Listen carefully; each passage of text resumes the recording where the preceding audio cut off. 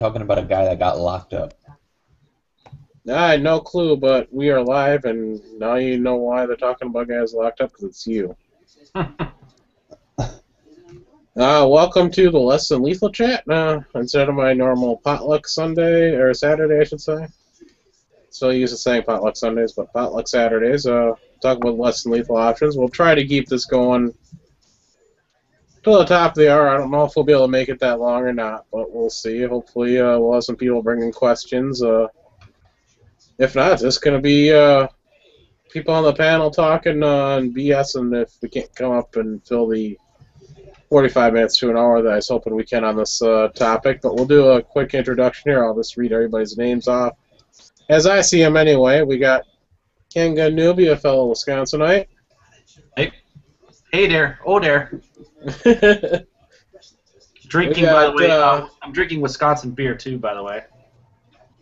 3 beaches or bitches? Beaches. Beaches. You're not drinking Liney's? No.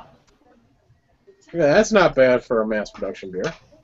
No, it's not bad, but dare I say this, I'm not a Miller fan in Wisconsin. Hey, either am I. If I'm drinking mass production beer, it's Rolling Rock. But we'll keep on with this introductions here. We got Huck, Ghost on Custom Knives. Yo. We got Just Dano, stupid Illinois person. Ah, the brainiest of the bunch. If you're the brainiest of the bunch, you wouldn't be living in Illinois. Don't rub it in now. We got Nathan from Nathan's Armory. Hi guys, sorry I'm late. I'm dealing with drama. 3-year-old drama. Oh boy, the best kind. Did his girlfriend leave him? We got Rob from Bad Company 1911. Don't be old dang on talk about old guns all night, man. Know me. We got Scotty Don't, I believe. I always get the Scotties mixed up because we got two that are spelled the exact same way. Yeah, no, this is not Scotty. I'm in the village yet. I got the night off. This is the creepy Scotty.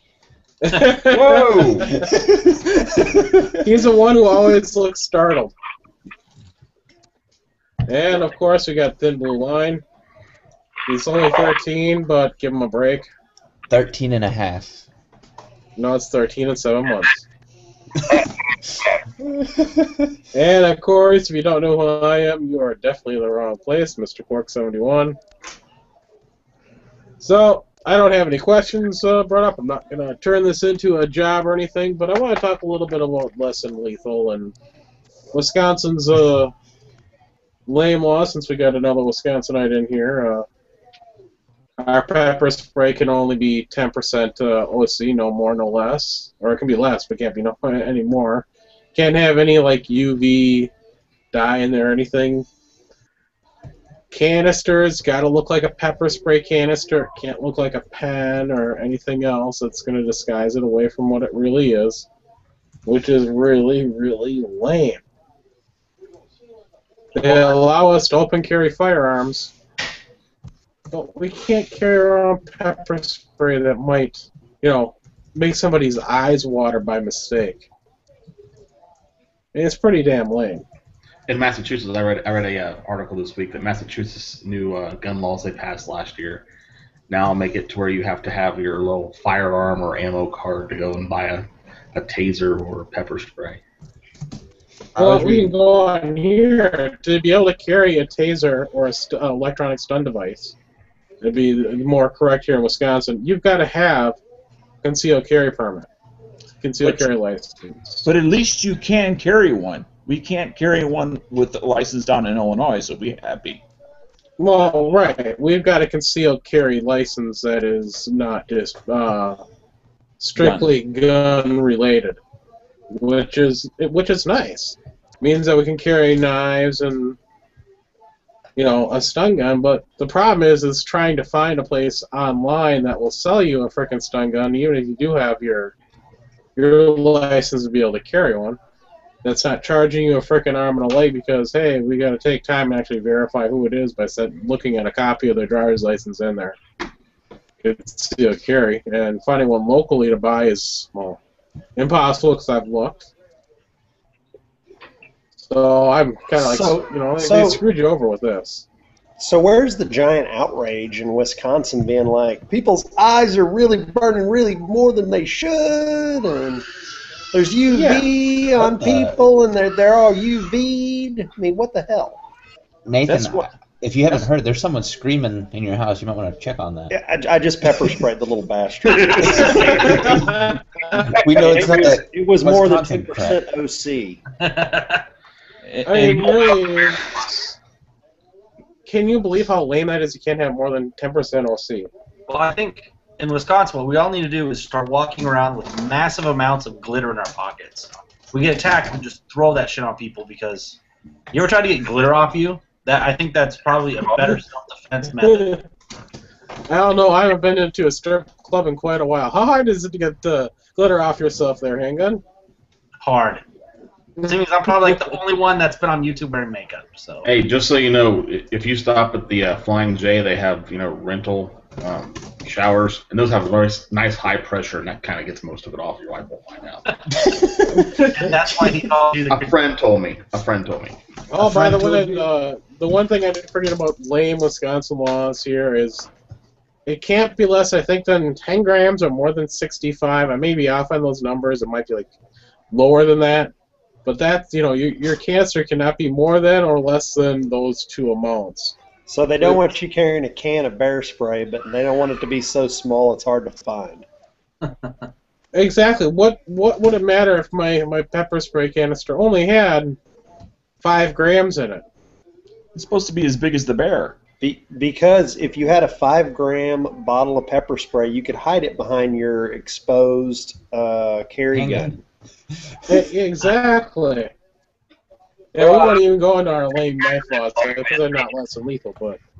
Well, I think part of that law comes from the fact they're just trying to keep Dog the Bounty Hunter out of the state. Could be. Hey, it's a good possibility that is the case, but. That might be it. Well, we are at a limit on how many mullets can be in this state, sir. You'll have to turn around. This right here only has 10% OC, so I don't know if these are legal in Wisconsin or not. It depends on what they look like. So, they're regulating the size of the canister itself? They regulate the size and what it looks like. It cannot look like anything but a pepper spray dispenser. So in other words, their pepper spray can't be bigger than their rape whistle. Pretty much. Yeah, we don't want that. Just and they're not going to allow stuff like the Kimber Pepper Blaster and stuff. It has to be I've seen that sold though actually at Gander Mountain, but I don't know if it's legal to actually be in possession of it. They can just sell it. I don't know if it's legal to be in possession of. Because even the cops here don't know the rules and what's allowed and what's not. Welcome to. That's what, again, when you get so many freaking laws in the books, it's confusing for everybody. I can remember when I was a kid asking cops like pocket knife laws and getting 3 different answers from 3 different cops in the same day. So I got a quick question for you, Quirk. I got a canister here in front of me of Saber Red, and you can't have that in Wisconsin. Well, but it doesn't say anywhere on this canister what percent it is. Now, Saber Red, I already know is not legal in Wisconsin. Oh yeah, no. Because the Saber Reds have UV in them, I think. Some of them do. I think they have 2 different types, don't they? Unless they have a different type. The Saber Reds I looked at were not legal in Wisconsin because of UV. Right. Yeah, there's nothing on here about UV. You'd be surprised. The little canister I have to spray at dogs. I'm not planning on using this on people because, damn, might as well just give them some hot sauce. It'll just piss them off. Exactly. But stuff I have doesn't say anything on the canister itself. It just is a black canister, and yes, I bought it at Mills Fleet Farm. There is one funny thing in the instructions. It says, to stop firing, release switch. Really? I didn't know that. It's like, really? You just got to let go of it? You know, the one thing nice with our concealed carry license is it does allow us to carry a baton. how the hell you can conceal a baton, I don't know. It allows you to carry a baton. Well, what about you? Well, you could carry then like an asp, which is collapsible. Well, that's the thing here, and I want to talk a little bit about asp. In Wisconsin, it's a very gray area because they don't say it can't be collapsible, but they don't say it can be collapsible in the thing. And again, I talked to a few different people, and I've heard conflicting reports on both. One says it's legal, the other says it's illegal. So, and of course, I contacted one of the representatives who wrote the law, and he replied back that he would have to check into it and never got back to me. It's just insane that they're regulating a stick. A stick. Yep. But I figure if I have to use this and use a collapsible baton and asp. You'd be better off just shooting him and dealing with that. Knowing that I didn't have to kill a person.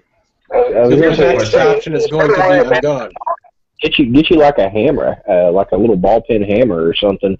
You can be just as effective with it, and at that point, it's a tool. Yeah, you could just stop and help frame the house while you're on the way to work or wherever you're going. Well, I just look at it this way. I can go to jail knowing I didn't kill the person, but...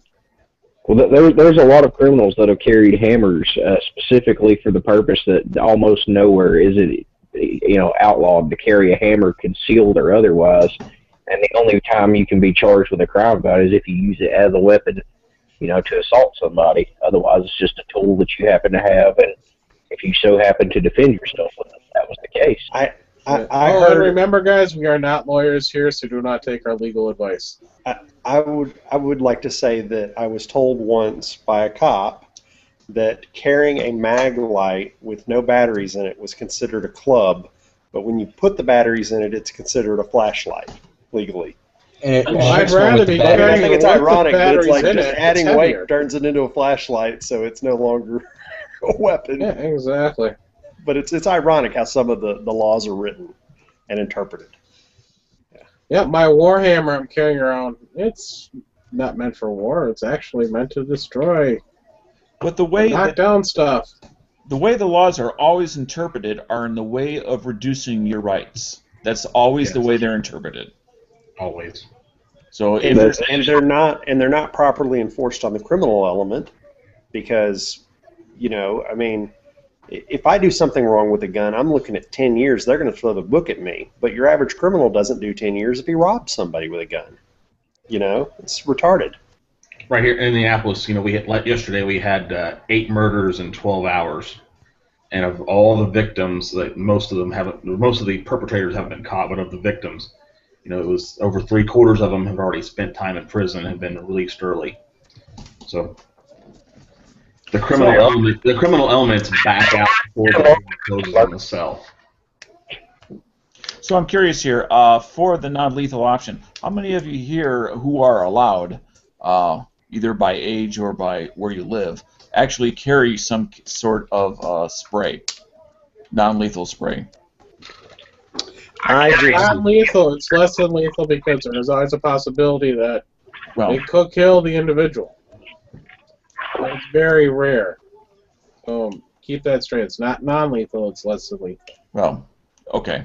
So, or maybe the question should be, is anyone other than myself have something either in your home or in your vehicle or on you? You don't have to say where, but do you carry something like that? Yeah, we all have little keychain type deals that we have around for jogging and walking dogs and stuff. I carried this can in my get home bag, and you can watch one of my videos where I get sprayed in the eyes with it, so I know how much it sucks. And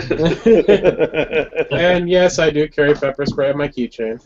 So that's cool. G-Web says if you're watching on gun channels, refresh and look at the tabs. Cork, we have our own chat room, and they're playing both videos, I guess, or both audios or something. Yeah, at the top where it says spin the wheel, and now it says Cork non-lethal chat. Sweet. So they can pick which chat they want to watch. That's cool. You know, I'm looking at this pepper spray I got sprayed with, and it's 2 million SHUS, and it's 8% capsation. I'm sorry, it's 8% OC, 1% capsation. It does have the UV marker, and it's basically law enforcement grade. So if they have a 10% OC rating on what they allow in your state, I think they're just basically, that might have been their way of saying you're not allowed to carry a big can of bear spray. Because basically anything at 10% or higher OC, you're getting into the bear spray power stuff. You know what you do for that? You can just go get a can of wasp spray and carry that around with you.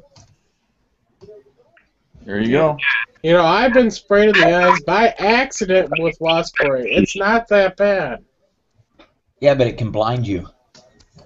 Wasp spray is a chemical. It's a different type of. It's a poison as opposed to There's a big difference between something designed to irritate and incapacitate, and that something could kill 3 you. months later is going to blind That's poisonous.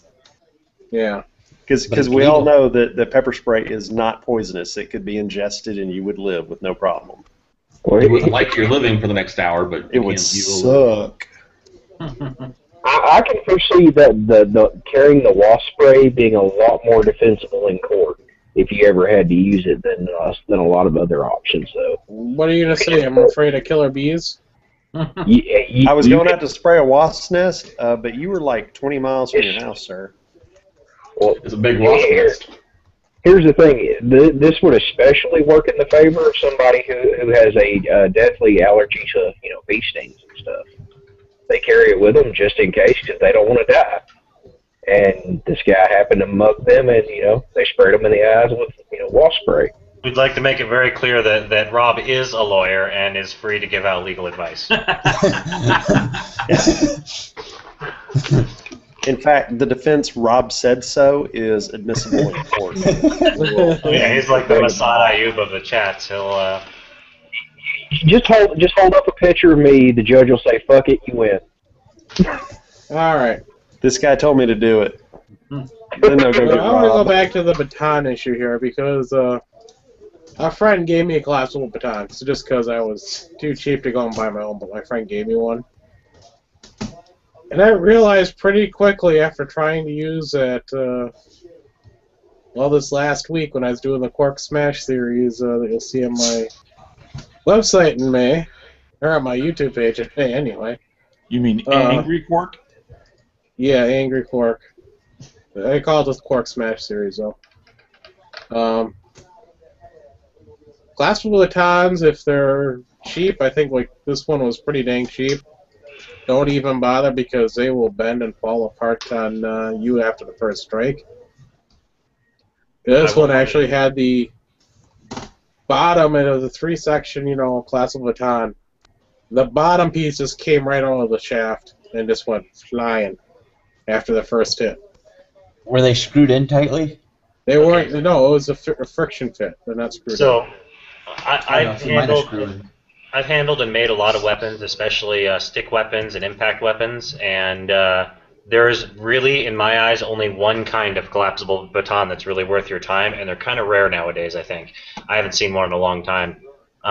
It's basically it's a collapsible baton. This is the bottom handle. You know what that looks like. It's a little steel pipe. The second 2 sections, the end section and the middle section, are coiled spring steel. So it's completely flexible and there's no bending it, no breaking it. It's a really, really, really heavy-duty coiled spring. And then they have that little knob on the end that all of them have.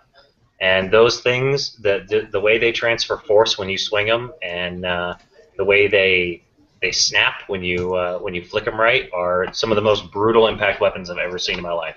Kind of like if you took one of those in car college antennas. Huck, those are batons because my grandfather has like 2 or 3 of them, and I just thought they were something he found while he was working.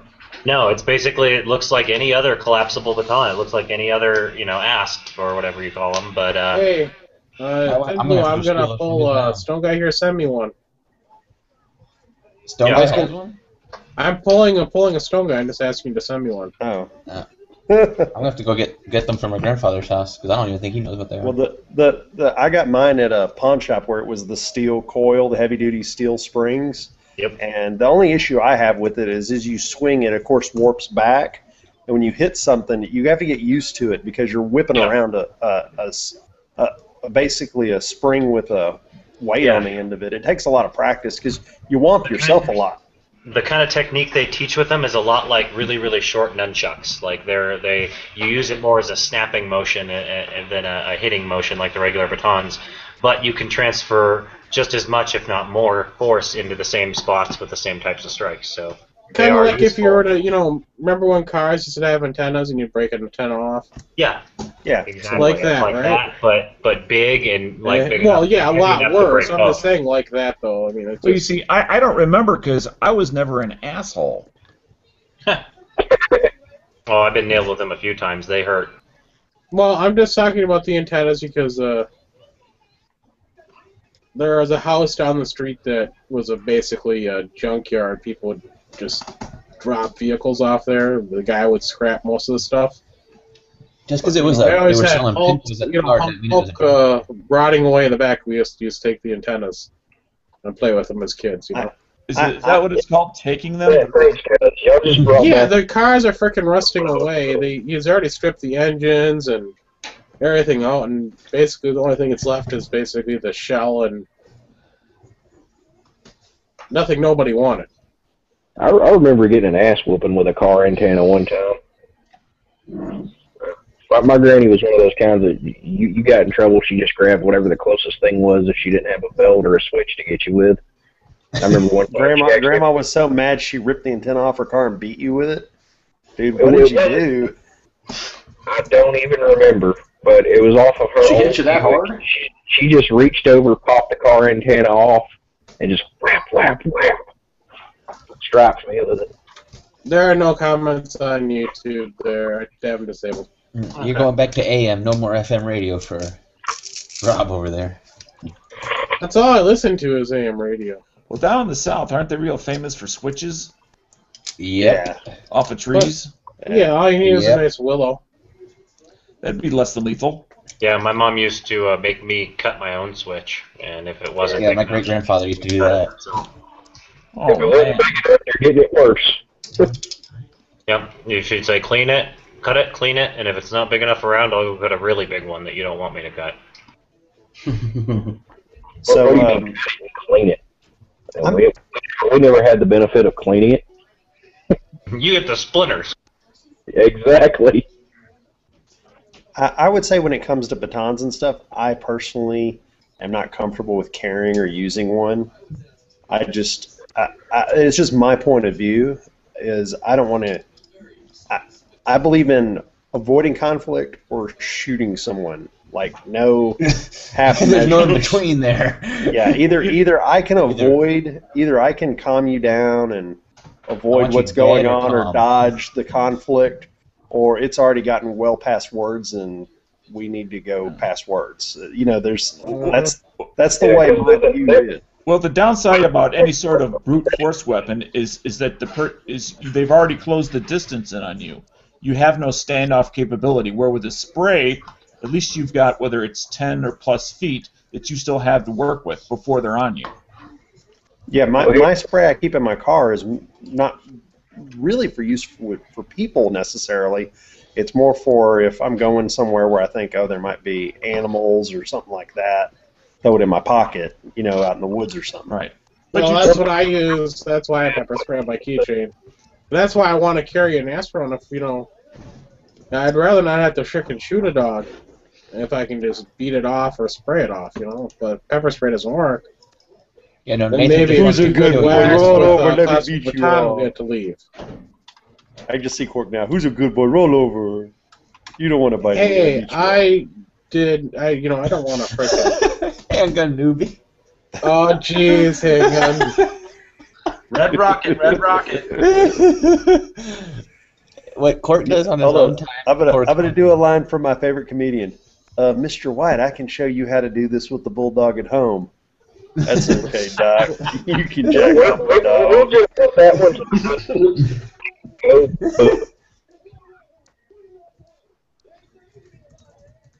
Well, I was gonna say, I'd have more trouble pulling a trigger on an animal than I would on a human.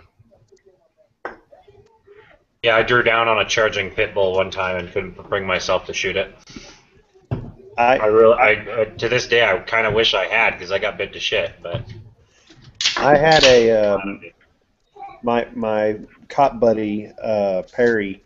He and his group were serving a warrant on a drug dealer's house, and he was the one who went around the back. And as they're breaking in the front door around back, he gets charged by the guy's trained pit bull.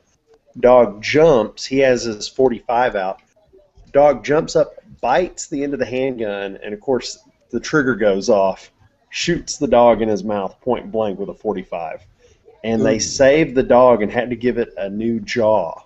That's badass. That's a badass dog. Oh, wow. He said they looked at an X-ray of it, and basically the dog had basically a cavity in his chest the size of like a baseball, and they were able to save it. Jeez. Took its jaw off though. Had to give it a new jaw. Yeah, but who's going to want to adopt that dog? Because that guy's probably going away from him. They probably got a badass owner after that. I mean. Well, yeah. I mean, after they spent that much money at the vets, the police department replacing the dog's jaw, they found a home for it. I'm sure. I was going to say, what do you do after that? Just give the dog to 50 Cent? You know, they both shot in the face. Yeah. I mean, I want that drug dealer to go to jail because I mean, you know, that dog doesn't know any better. His master trained him to watch the back door and attack people, and his master's an a-hole. You know. Yeah. By the way, now here's another question for you. Anybody experience with rubber bullets, beanbags? Is that for like a shotgun? I've fucking beanbag. Have you been shot with one there, Rob? Yes, in the leg, and it hurt like a bitch. I've made a bunch of experimental non-lethal shotgun shells. This is what a beanbag from one of those shotguns looks like. Did you get hit with it? Hell no, I shot it. I wasn't gonna stand in front of this thing. I know how much it hurts. Wham. He's 13. Come on, get coming, bro. What's he doing even handling a firearm? He's that's true. He is 13. You should start to learn what a shotgun is like. You should have been shooting a 22 since it was 3.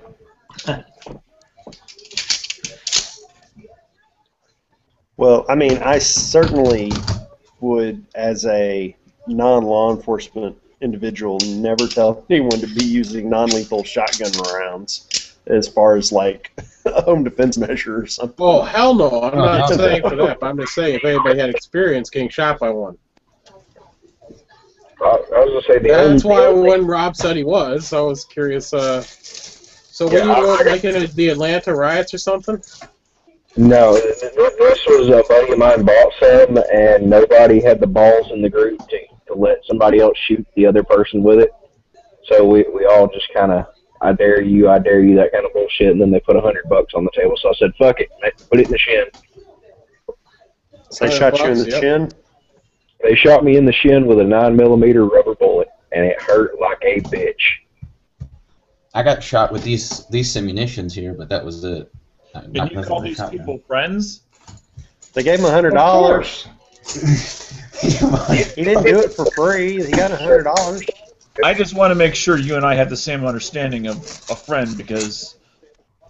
Well, see, here's the thing. The voluntarily part about it, if these weren't my friends, this would have probably involved in real bullets being returned the other direction. Yeah, and don't you get it? Friends have friends do stupid shit. Yep. That's how friendship works. I would have felt bad for him until he said he got $100 out of it. Now I'm like, oh, cool. Friends bite. That's a trade. Hey, paying for money. My best friend has put a 22 round through my winter jacket on 2 occasions. Were you wearing the jacket at the time? What he had like? One of my best friends growing up shot me in the wiener with a about 15 pumps on a pump BB gun. Ooh. Did you kill him? Where'd you bury him? We hid the evidence for a long time. I basically self-healed that one. Did the swelling give you? No wonder him and his girlfriend always watching these. That's all you can do. Small. Did the swelling give you a couple inches, and did you get to keep those inches? Yeah, it was a ricochet. That's the only way it hit. It ricocheted off my thigh and hit it. Stuck. Are you BB'd for her pleasure now, or did you get it out? I took it out when I was like 18 or 19. Oh, hey, we stayed on top of it mostly for like a half hour. That's pretty good. It was stuck in there? Talk and, that was in their bathroom, but A little stainless steel BB. Holy shit. What? How did that even go through your clothes? Those things were pretty powerful. It was a joke, the ricochet thing. It actually just hit it dead on from the side. I'm going to tell you this right now. I've got a BB in the palm of my hand. Yeah. I put it there those myself. BB guns you can put 15 pumps on are I put it there by powerful. myself by mistake. If you pump a BB gun up like that 15 times, you'll get a good 1 to 2 inches of penetration on flesh. Oh, yeah. Well, I'll put it this way. I think I put the gun up 8 times, and I forgot that I had pumped it up, and I went to just get the BB out. The little magnet, you pull the trigger and it pops out. So instead of having it roll on the floor, I'm like, I'll catch it, being lazy. Does anyone know? Putting it through the palm of my hand, it actually went through one nice fold of my hand, out the other side, and then back into the palm of my hand. And if you don't believe me, I actually got a magnet, and I can actually stick a magnet to the BB. I'm not showing you mine. I knew a dude that we're kids. Yeah, we don't have those type of cameras that can pick up on small. He got a roly-poly put in the pellet gun and shot another dude in the leg, close to point blank. Hey. And it pierced the leg. Now I get it. Huck isn't ribbed for her pleasure. He's just studded. Yeah. Studded. That's how I used to tell people. Yeah, I think you have to go and pay a guy $100 to do steel ball in your crank now. 800 feet per second. A couple Prince Alberts. Hey, does anyone know anything where I can get a couple good, basic stock screws, like wood screws for an old blued rifle? All the screws are all torn up on this. It's an old 50s Steven Savage 30-30 bolt action. You need flat matte black wood screws. Yeah, it's an old bolt action, and I need the wood screw that goes into here, and the wood screws that hold on the stock or the sling swivel. They're all like chewed to shit. Somebody used like a tiny screwdriver on them or something. Ace Hardware. I just totally reblued this gun and got it perfectly clean. There was some real nasty. Ace will have wood screws, but they're going to be silver. Do you have a way to make them black on the heads? I can blue them as long as they're carbon and not stainless. Yeah, you'd have to go by Ace and see what they have, but that's your best shot at finding the right size and shape. Actually, they do make black wood screws. I know they do. I don't know where I've seen them. It would be the right size. No basic gun sites or somewhere that would have it, like a generic screw that you could think of? Possibly. I would say go by Ace first, see what they have, and then resort to ordering expensive screws. Either that or call Savage and see if they got something that would work. That's a good call. Yeah, there we go. Yeah, sometimes they're cool enough just to send them to you. If not Savage, try them like Marlin or Winchester, some of the big names that make lever actions, because they're always going into wood. Maybe they could send you something. You probably have to buy it, but send you something that might work or work well. Yeah. Oh boy, that was. Sorry, I'm watching the Olympics while I'm talking to you guys, and that was a bad crash for Canada 1 bobsled team. Great, now Bob's going to have something to gloat about. Hey, no, I said crash. Oh, okay, I'm sorry. They actually managed to skid down the rest of the track and cross the finish line. That was the amazing part. The amazing part is that bobsledding is an Olympic sport. Yep. What's amazing is they allow two-man luge. Yeah, nothing wrong with that. That's you know what that is, don't you? That's where one man lays on top of another man. And you need a tiny sled. Hey, It's only really attached at one point. I'm just saying. Huck, there's a link for you. I just saw Marlin screw on it. They may have Savage too. I didn't search that deep yet. Thanks, I'll check it out. I got bluing all over my hands right now. That's what you want to call it. I'm using this Birchwood KC Permablue. It's actually a paste. I've never used it before.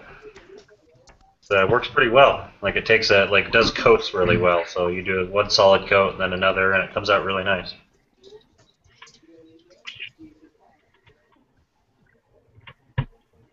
Which is surprising because if anyone's ever tried bluing a gun at home, it's always a pain in the ass.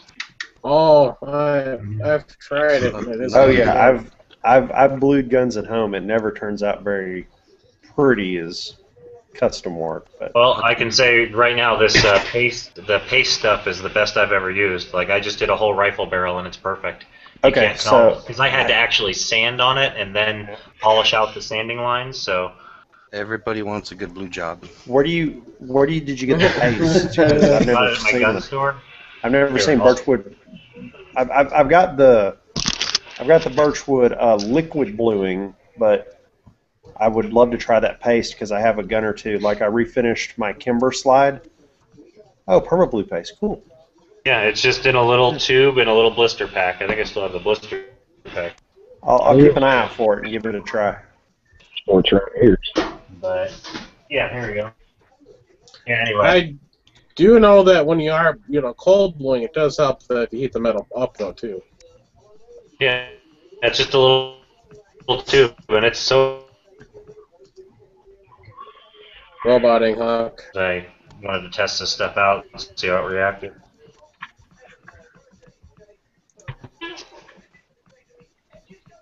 Yeah, Brownells has a lot of black wood screw replacement screws. You just have to check the size of them to see if they're compatible. But again, they're anywhere from $2 to $5 a piece. So Awesome. try your local hardware store first. Yeah, I'll just take in the screws I have and find nice ones that match. Yeah. If that doesn't work, you can go to Take firearm. the gun with you too. It might get them to help you. What was that last one? If you can't get them locally, you go to firearmsradio.tv/Brownells and support the Firearms Radio Network.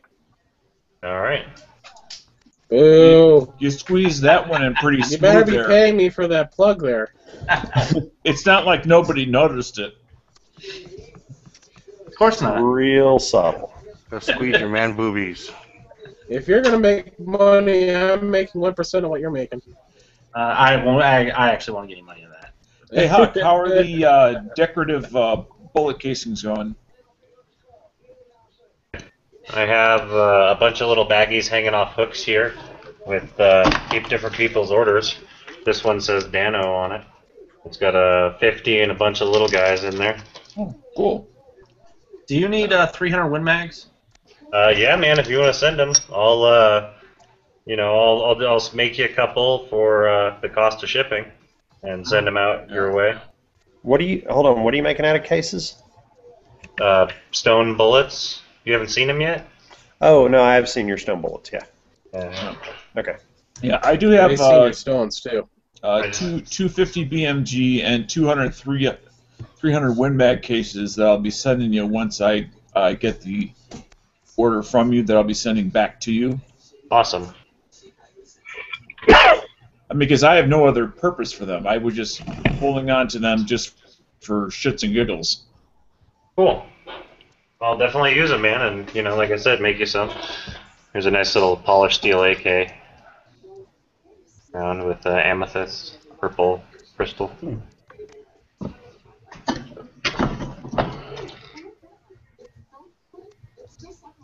Pretty good. Mm-hmm. Yeah, I'm working on it. I'm having trouble with the hand, so. Let's see that hand. Let's see how bad it's broken. Oh, it's not bad, dude. It's just I have a boxer's fracture in my pinky. I broke like a long time ago. I punched something wrong. I think it was a bob dummy. It might actually have been a bag, though. And I punched it wrong, and this pinky knuckle moved back about half an inch. So, when I make that shape right there, this knuckle was back here. This just happened when? No, this was years ago, and then recently, in the middle of the night, I basically re-broke it back in here somewhere. That's pretty wild behavior with your lady. No, I was just kind of sleepwalking. It's not like okay. Not something I really can control or anything. Yeah, if you want to call that sleepwalking, we'll believe you. Sleep boxing, whatever you want to call it. There's been multiple incidences. They ring the bell and he just springs up out of nowhere and starts uncontrollably punching.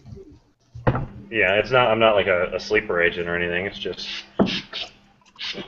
bullshit. Sleep disorder. I'm not a very good sleeper. I've always had issues. So I'm a night owl. We haven't noticed. Right.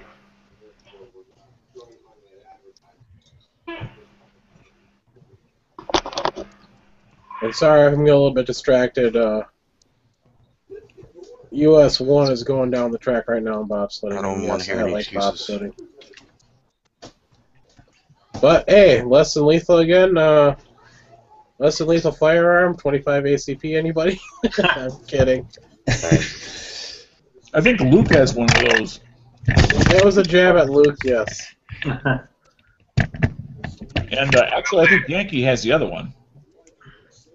I carried one for a little while. I carried a 380 and a 25. I remember this one. I don't know if it was an episode of Cops or World's Wildest, whatever type videos. But this really obese guy standing on a street corner got caught up in a drive-by. He had on a hoodie and 2 shirts. 25 AC people hit him in the belly, and between his hoodie, the 2 shirts, and his belly fat absorbing the shock, he found the bullet on the ground in front of him. Yeah, it was a ricochet. No, it hit him in the belly and then fell to the ground. So. Yeah, that's tactical belly fat. I actually have a gun question here, if you don't mind interrupting the less than lethal option.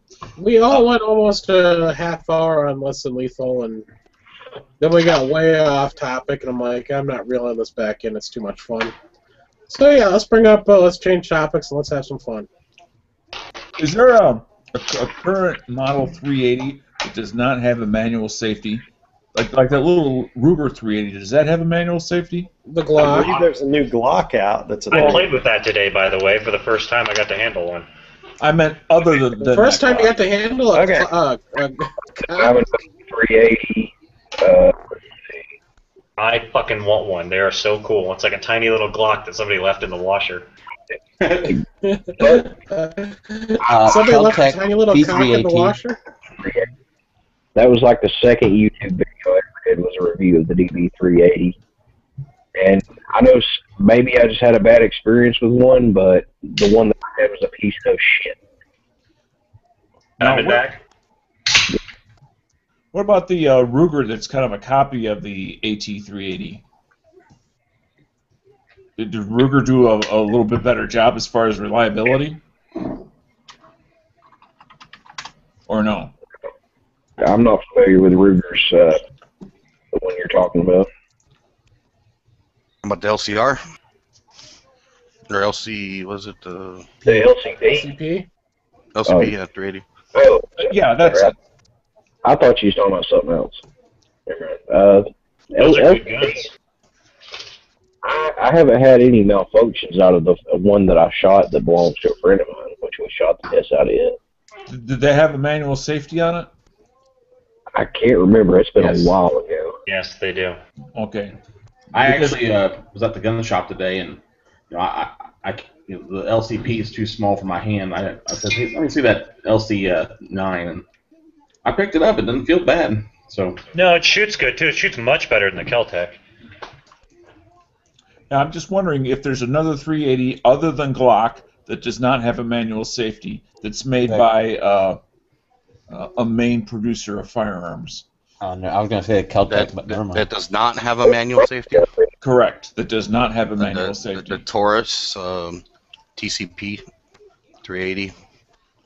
It's the one Stone guy talks about. He always carries in his pocket. It's when my dad has it too, and it's one of the few 380s, pocket 380s, that'll actually hold back on the last round. Most 380s, even the Bursas, don't hold back. They just Why is lock that? up again. There's just I mean, I guess my logical guess would be that there's just so little workspace or little area to throw one, or the cost of milling it out and coming up with one and something reliable. But they don't have a slide stop. But Taurus did with that one. I'm not sure if it's a 380 or a 25 ACP that I'm thinking of, but I remember one that's produced by Colt. It's a double action only semi-auto. It was either 25 or 380. I mean, Colt has I think it's like a 1908. It's like I forget if it's a 25 or a 32, but that's long out of production. It's more of a collector's gun at this point that I know of. Yeah, if you're gonna get a Colt 380, you're looking at a Mustang. Yeah, right. Those are single action as far as I know. Right. Yeah, I'm basically looking for a Glock that's not a Glock. No safeties, just a simple 380. That pistol I'm telling you about runs around. On a good day at Academy, you can get them for around 275, 250. So they're still in production? Yeah, it's a popular little pistol. My dad, people were saying they break a lot. My dad's, the firing pin broke on there, came out.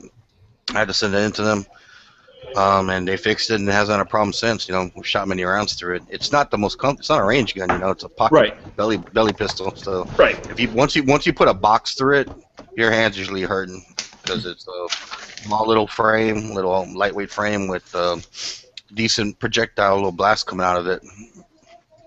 So what's the name of the model again? Taurus what? TCP. Hey, thank you.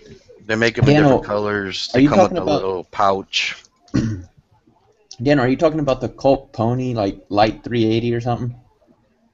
Because that's the only double action 380 I'm finding for Colt.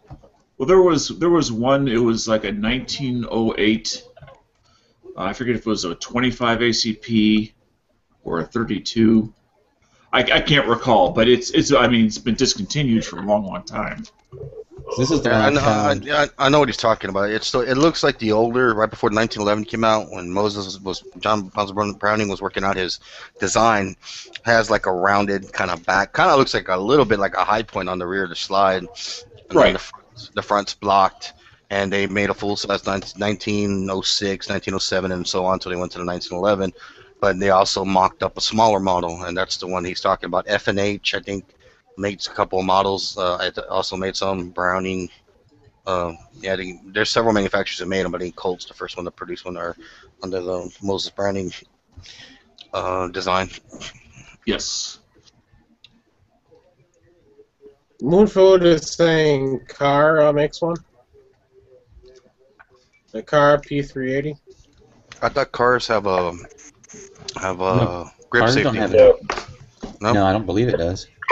Car just has a long double action pull on all their pistols. Well, I'm assuming the Taurus TCP would have a long pull as well. I mean, don't most 380s have that traditional long pull? It's long. It's a little spongy, but the break is crisp on it. I think it's good. I mean, I wouldn't have a problem picking up one if I was in the market for a belly gun. Yeah, I'm going to say this about the cars. They have sweet triggers. They may be long, but they are really smooth. That's what she said. Yeah, but if one is another, I don't know what the Car 380 runs, but I'm assuming that it's more than $100 more than a Taurus. So I would expect a better trigger if I'm going to pay more money.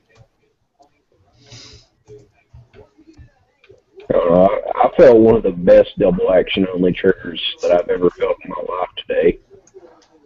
And I was at a gun shop looking at the Para, what the hell is it called? The double action only 1911 the Para ordinance makes.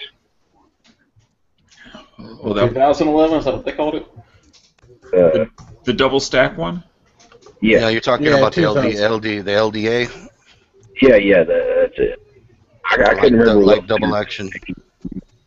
But that thing is, as for a double action only, that thing was the lightest, smoothest double action only I've ever felt on anything. That includes Smith & Wesson performance and other shit. So The only thing I heard about those is they really reinvented the wheel with that trigger system, and it's finicky. If you have to have any work done on it, it's just a real pain in the ass. I was a Yankee took one apart and put it back together. He had a fun time. He made a video on it. But I mean, Luke liked his. I've never shot one myself. I don't like seeing like a standard like trigger on a 1911, or not a standard trigger, double action trigger on a 1911. It just every time I look at it, it's just like that does not belong there. It's weird, but they're popular. I guess. It's definitely different. And while I found it very weird, after I felt the trigger on it, I was like, this is actually something I would consider buying and carrying.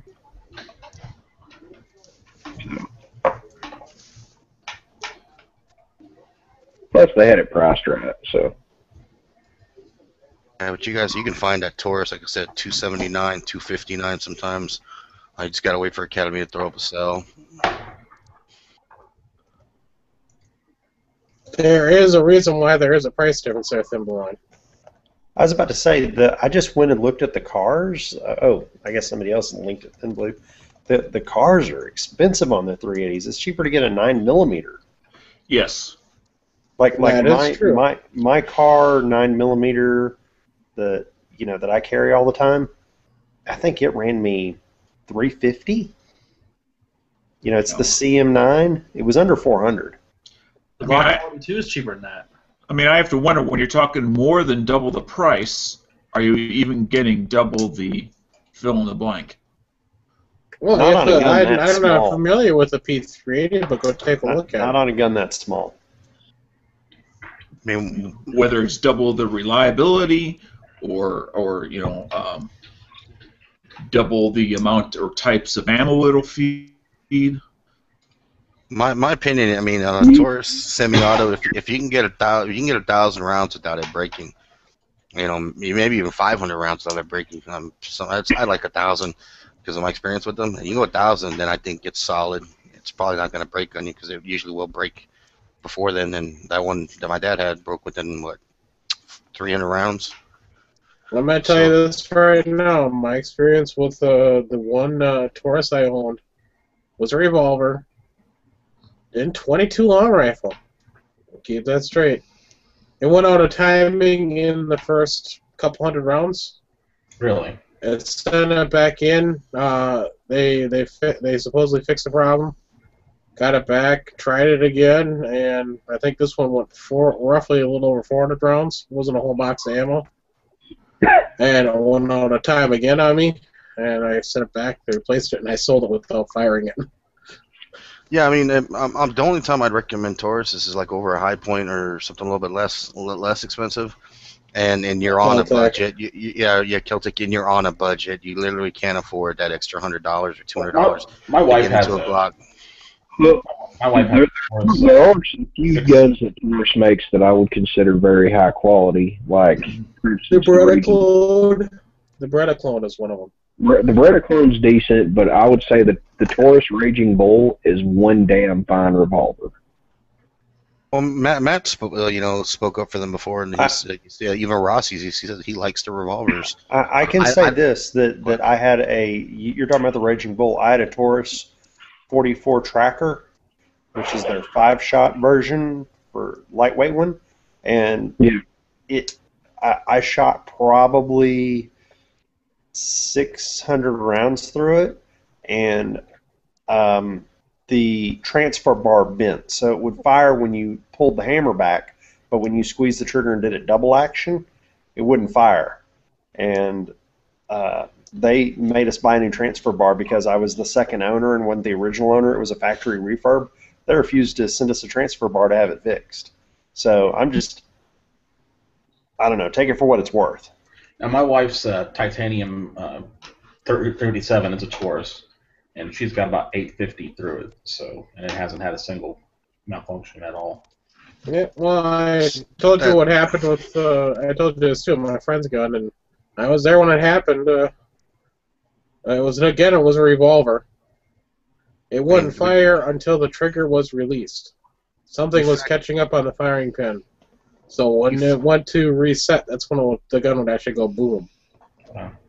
If you factor in, Nice. whether it's a range gun, plinking gun, or it's a carry gun, and when you take those carry classes, they tell you, if you can, you're looking at the first gun, check it out, but don't get cheap there. Don't get cheap on your gear necessarily too, because that stuff's going to save your life. So And if hold you're- on, I want to ask Dan a question. Yes. What are you looking for? What are you're saying I want a small 380. Mm-hmm. Is this a backup gun? Is this a primary carry? What's the plan?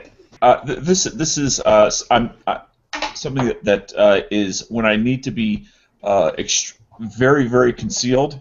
I still want that high reliability. Cost is not the issue. I'm not looking for a cheap gun. I'm looking for a very reliable gun. You got to remember, Dano's a 1%er. He can afford pretty much anything. No, it's just that I try. I don't buy top shelf, but I try not to buy junk.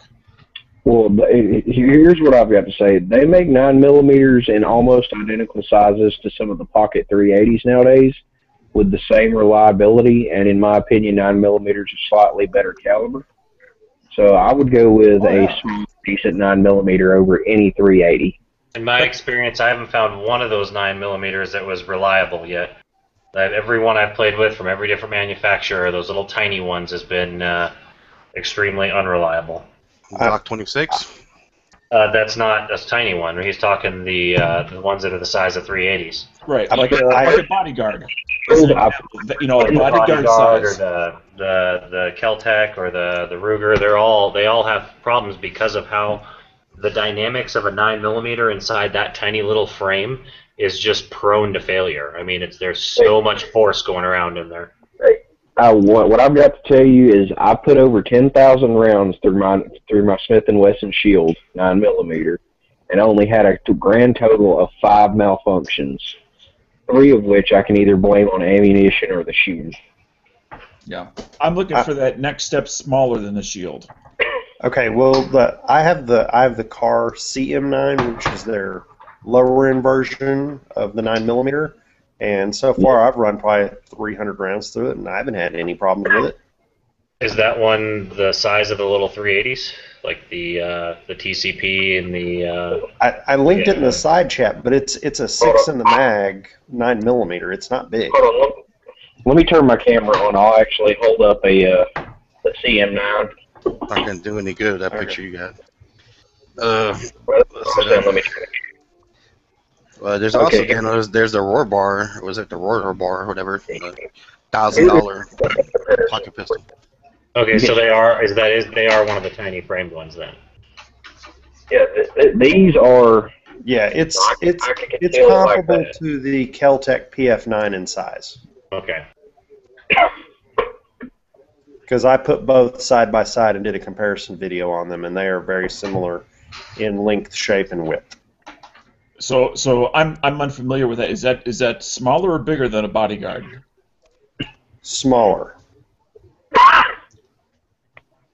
And the nice thing about the car is, for the under $400, it's a striker fired. Yeah, that's actually one of my the ones I'm looking at is the next size up from that. And I'm not saying that they aren't reliable guns in mass or anything like that. I'm just like I wouldn't say that the Glock's going to be shitty in any way, the new 42. But in my experience, you're pushing the boundaries of frame size and bullet size there, and they're a lot more prone to things like limp wristing and like if your thumb's riding on the slide. Not short stroking, but whatever you call that when your thumb rides the slide and keeps it from cycling, or you ride the whatchamacallit, the slide stop. I'm not saying that that's necessarily a problem everyone's going to have. I've just seen a lot more of those problems. And again, I haven't run the car or the Glock, so I don't know anything about the fancy ones. But well, I carried the PF9 for years and hated the trigger on it. but I didn't ever have any trouble with it. Then I got the car, and I love the trigger on it, and I shoot it much more accurately than the PF9, and I haven't had any trouble with it whatsoever. But for the Ultra concealed carry, I carry it in the cargo pants of my shorts in a little pocket holster. I carry it on an ankle holster. I stick it inside my jacket coat pocket like this. I stick it in a Sneaky Pete waistband holster. It's so small, there's so many ways to carry it. That's your CM9? Yeah, the CM9 is the one I put in the Sneaky Pete. Yeah, Beaker. I can take the CM9 with a extended magazine, or it's a one round over the standard factory magazine, and fit it in my jeans pocket unnoticeably. So. Yeah, but I mean that's my main carry just because it is so small, Dan. Yeah, it's so easy to carry. I would prefer it for ease of ammunition to stick with the 9mm because I have a bunch of other 9mm, but it's the size that I was not able to get. Well, can you find a local gun shop that has a CM9 or one that has a PM9 and go look at it, and then of course you can, like that link at Bud's, they sell them for $370. You get it shipped to your FFL, pay them $25, and boom, you got a gun for under $400. Mm-hmm. The cost to pay the CHL will kind of, I don't know if your state makes you pay sales tax on out-of-state stuff, though. I don't know. I don't know how against them you are, but the super tiny 380s are pretty much as small as they get. Now that I'm looking at them here side by side, the Kel-Tec PF9 and the Kel-Tec 380 are totally different guns. And definitely. If that's what you're looking for, I can't even give you any options on that. That's a different size of weapon. Yeah, but all right, I've seen Dan's Dano. hands. I don't think he's gonna be happy with the Kel-Tec 380. That's gonna be like the noisy cricket with Will Smith. Yeah, exactly. Yeah. Either love them or you hate them. I can't stand them. My buddy, I've seen a million of them work. I have no trouble with their reliability. They've been out forever, so it's one of those things. They've worked a lot of the bugs out, but I just can't personally. I don't want one. I mean, it's simply the role that it fits is for when I'm going to in a place that I'm dressed in a way that I cannot carry my Glock 26 or my other mid-size Glock. And you're not for a revolver or a Derringer or anything?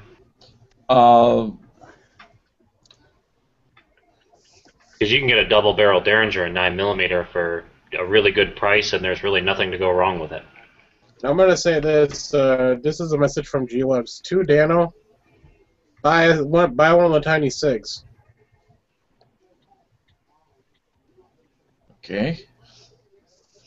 In 9mm. He says, the 224. I have a tiny SIG 9mm, and I should buy a SIG. Tell him to buy a SIG. I mean, the thinness and the weight is what's going to make it not noticeable in a pocket.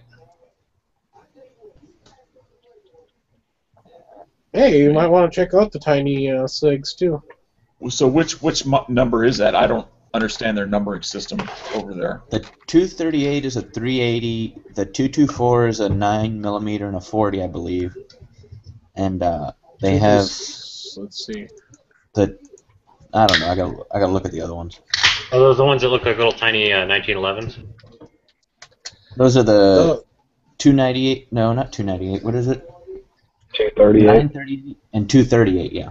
230. Yeah, that's it. So 238. It's got a manual safety though. The 238 and 938.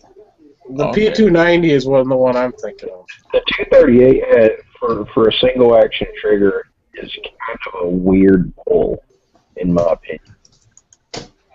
So any of those SIGs not have a manual safety? The P290 doesn't, and that's a sweet-looking little pistol. Yeah, the P290, the 224. I would rather put a SIG in my pocket any day of the week. Not sure about the 224. The 224 does not.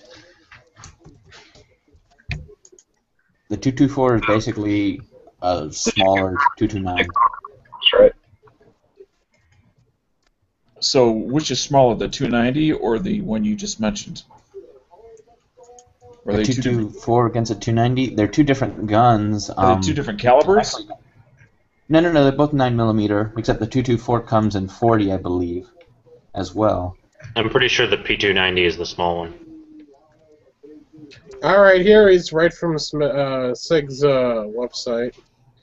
Based on the P229, one of the most prolific sidearms in 224 takes a same hammer, fire reliability, and lightweight all-metal frame put together with a subcompact package.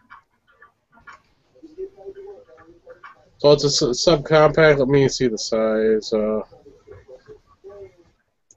They got a few different color options. I'm going to tell you the size here in a second. Let's see. Overall length is 6.7 inches, height is 4.5 inches, width 1.3, barrel length 3.5. Sight radius is 5.3, weight's 29 ounces, so it's going to be on the heavier side.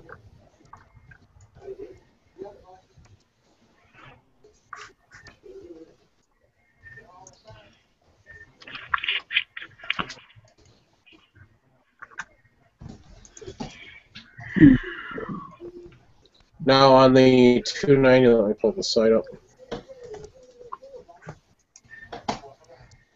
I think the 290 is smaller. 5.5 length, 3.9 height.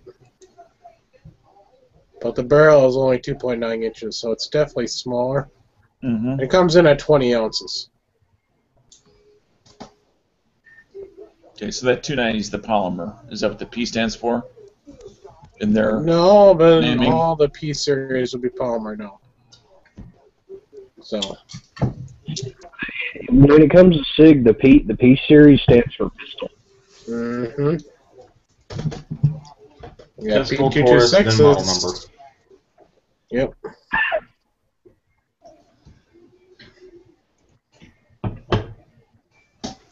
So it all depends what you want. But that's a pretty dang small gun, the 290. You're talking about something that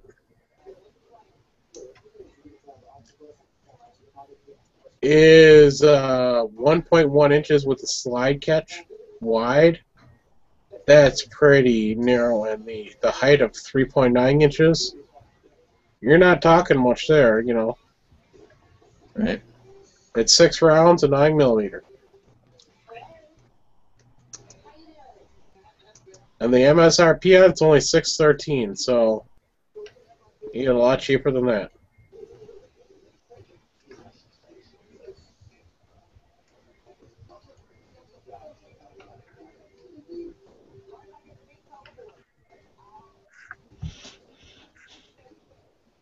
Yeah, I'm sure the SIG's nicer than my car, but it's a big difference in price. Oh, exactly. It's a SIG. Right.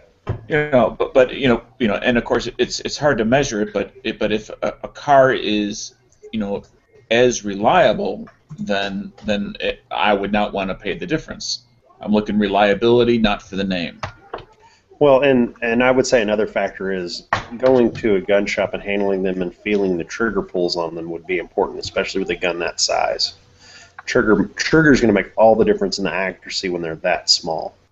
Mm-hmm. In my experience, honestly, you get what you pay for. I've never bought anything that was a name. I'm sure there's plenty of companies out there that do sell just the name, but for the most part, you get what you pay for. Yeah. I mean, the main difference, besides being a little bit bigger with the 224 being a little bit bigger and heavier, is you get single action or double action, single action. So you can actually get it in 9mm 40 or 357 SIG. Well, I mean, if like let's say I was taking out my car and I got one of those SIGs and went out to the range, I'm not probably going to see a marked difference in accuracy. Like the Kel-Tec versus the car. Oh, the accuracy difference is night and day. Yeah, but here's the difference: 12 rounds of 9mm or 10 of 40 compared to 6. Well, I was looking at the SIG that had the 6-round mag. Right. I'm talking about. You're talking about a different one. The Okay. 224. I was trying to compare the same size guns. Okay, I was the 290 versus the car. See, what I look at is which company do you trust to build a mechanism? Which company do you trust to put better springs in? I'm not saying that one is better than the other on these two. I'm just saying that when you're buying an expensive gun compared to a Glock to an HK, I trust HK systems a lot more than I trust Glock systems, just because I know what they put into the designing of their weapons. And, but I mean, I, for instance, know HK makes better guns than Glocks, but Glocks are perfectly acceptable for my exactly. For my use. I sold my HK and bought a Glock, so I'm not saying anything against any company. I'm just saying there's certain things, like when you buy an HK, you do get certain things. I mean, you get their super special hostile environment finish and their super special reinforcement inside their polymer, which is, I'm not going to say any worse or better than Glocks, but it's, I mean, that's how I look at it, at least. Yeah, well, I'm not looking for a racehorse. I'm looking for a plow horse. If that, maybe that's, I don't know if that's a good analogy or a bad analogy. It's going to be there every day. It's going to do exactly what I want, but it's not going to do things that I don't care or don't appreciate. Then you should just get the Glock. Well, it's just that the Glock, 380 is too big. It's a big 380. They're 380s on the bigger side. Yeah, Daniel, Geoz wants you to Google car side panel. Car side panel. Okay. I'm doing the exact same thing. I'm just going to make a wild guess and say that there's a side panel on the gun, which is never a good thing. An ease of manufacture thing, I believe.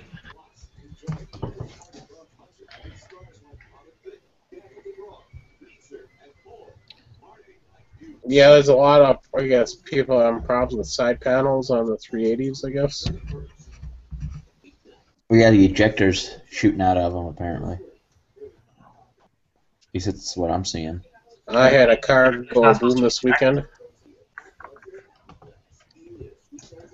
I know, it's a lot of interesting here when we're just sitting here reading stuff on forums. And yeah, it looks like if the screw comes loose on the car, it pops the stuff out the side. Yeah. That would be bad.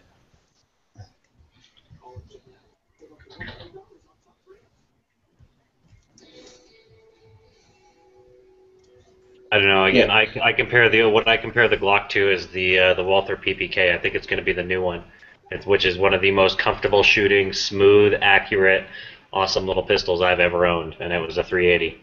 And then the Makarov's right alongside it. They're great little guns. Makarov's are a little grittier. But. Yeah. Well, here's basically I'll just run this down real quick. He was firing the gun after just getting his permit, so. You notice that the gun kicked way more than it did the other times, and he felt pain in his hand. I noticed the magazine had fallen out of the gun. He looked at the gun and noticed the side panel was missing. I would say, but it's still fired. Well, the bullet blew out the case head, and the pressure blew out the side panel, the magazine. Huh. I know Huck just walked away, but if you're going to look at Makarovs, you better get used to the European mag release. I'm not a big fan of that. Yeah. Me either. I shot for a backup gun or an emergency like super concealed gun. I don't see that being much of a problem. I shot the Makarov IJ 70-17 or A, or it was the old USSR sidearm issue. They call it the gun that lost the Cold War. And man, that thing is the most unergonomic firearm I have ever shot in my life. And it's 380, but you can't get them anymore in the U.S. But I shot one; it was cool. But that European mag release, man, is I do not like it. So I don't know. I could never recommend it for that type of style for a concealed carry unless you'd have to get really good at it, I guess. Sure thing. All right. Thank you for asking. Yep. I can't remember my password to the other account, so didn't feel like having to screw around with that. For those that aren't familiar with the European style mag release, It's at the bottom of it's at the the bottom bag. next to your mag. So Yep. It's not fun to play. It's not fun one, but it's a good range toy. But definitely not a carry gun, at least in my opinion. Unless you want to get yourself transitioned over to that and get really proficient at it with lots and lots of practice. Yeah, I mean, if most of your guns are European style, then it's not an issue. Moonfood says to just ankle carry dual Bursa 380s. There you go. Well, you get 2 rounds anyway before they stop working. And when I cross my legs when I'm sitting on the couch, and all of a sudden, excuse me, what's that at your ankle? Where are you sitting You at? don't wear shorts with them with an ankle holster. You know, if you know, shirt and tie, and you go to whether it be a family reunion or a business occasion, and you sit down and you cross your legs, and all of a sudden part of your sock is sticking out. Invited to those things. What's that? Yeah, no, we know you only go to massage. You get invited to those strip things. clubs. Oh. But massage parlors and strip clubs have a little looser dress code. Yeah. Then again, I'm not a 380 fan, but Corbin, I won't be getting links to Dano's chat tomorrow. I mean the Glock 42 is it's growing on me. Holy crap, man! I loved it. I am not. Yankee sold his. I did not expect Yankee to like already it. sold his Glock 42. How do you know that? He told us. Oh, I must not have heard him, or I wasn't there. I don't know, if I was going to look for a backup ankle gun, I think I'd probably go to the Glock 42 first. And I do not like 380, and I don't favor Glock or hate it. It's I'm neutral towards them. But God, I gotta admit, there's something about the Glock 42. Newbie, I'm gonna say this: you're a tactically plump fellow like myself. You can easily carry a second full-size gun on you, no problem. Just put it in one of my rolls. Like each roll has like a color designation. It's not that. It's karate style. Say Cork carries a you couple can easily pistols and a conceal pack of 2 sausages on the Desert back of his neck. Cork has a Desert Eagle under each move. I got a Desert Eagle under each move. Yes, I do. Yeah, Yes, no. Cork has a couple 380s and then a pack of hot dogs on the back of his neck. Well, first off, Edge, I don't have the neck roll like you do. It's okay, man. Ballpark all the way. Yep. That is true. He gets out in the sun and plumps when he cooks it. Sadly, I burn in the sun. I don't cook. You're at the beach. What's that smell? It smells like hot dogs. Oh, God. Oh, That's just nasty. That's horrible. I just found a link over to the side, and it's from the Sig Custom Shop. They got some crazy cool designs they built, but not exactly Are you looking practical. at like the Tomahawk and the Shogun and all the crazy like super ones? They got a giant bear across the front of one slide, like it climbed over the top of the 45. Yeah. Yep. That is awesome. I thought it was pretty cool looking. Wonder how much that one costs. Oh, it's gonna be hard to have that as an everyday carry with the giant bear on the slide. You can design your own too. They will build you your own crazy custom. Yeah, those will never be sold. So how would they even function with that extra steel on them? I mean, would that screw up the timing or something? I mean, that's got to add a ton of weight to the slide, having a bear on it. That's how you beat the bear with it. Boy, that spur looks really uncomfortable too. Ouch. I thought that was just a regular 45 grip. Then it's got a horn out the front. Man, that makes me wish I went by the SIG booth at SHOT Show. I didn't go there at all. I would love to see those. What are you doing in my chat if you haven't gone to the SIG booth? Kick them out. That's essentially what I want to do to guns, but classy and high style. I avoided the Not so the second overdone. double shot. What is the fourth one down? I'm trying to figure that one out. The fourth one down? What 1, 2, 3. That's the back of the bear. Oh, that's the back of the bear? Yeah, that's the other side of the bear. Yeah, that's the other side of it. Because See, it does They look, didn't do a very good job on the backside. it just looks like a big clump of steel. See the bear claws on the grip? What holster would you even use for that? A sick custom shop holster.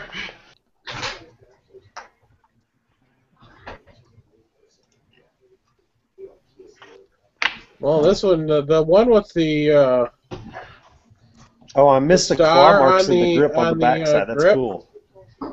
says rise early, work late, strike oil. Something like that. That's a rigorous gun, definitely. GWF says you don't throw a link out there yet. Just talk about it all you want to, but you don't throw a link in the gun channel. Hey, I thought Nathan said he did. No, I got it. No, I put the link on the internal. Oh, I thought you did. Well, I Hey, took care of it. sorry. I'm He had sorry. his butt hurt over it. I thought Nathan said he put a link in there for everybody. So No, I put a link inside in the internal. I didn't put it on gun channels. I'm sorry.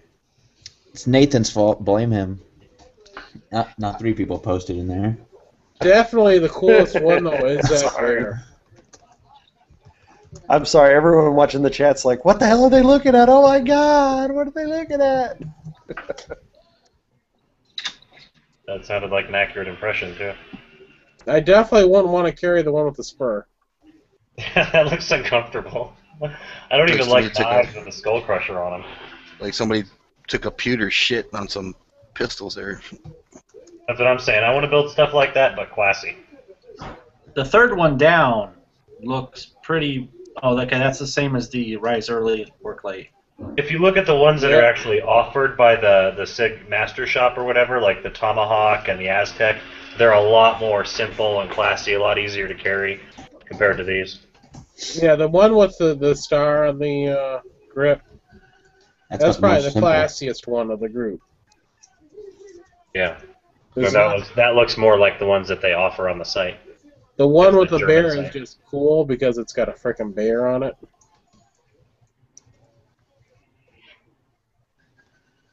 But no way would I ever want to That's the hold one or you shoot take to the one. CHL renewal class and pull out of your box, and people are like, "What the hell?"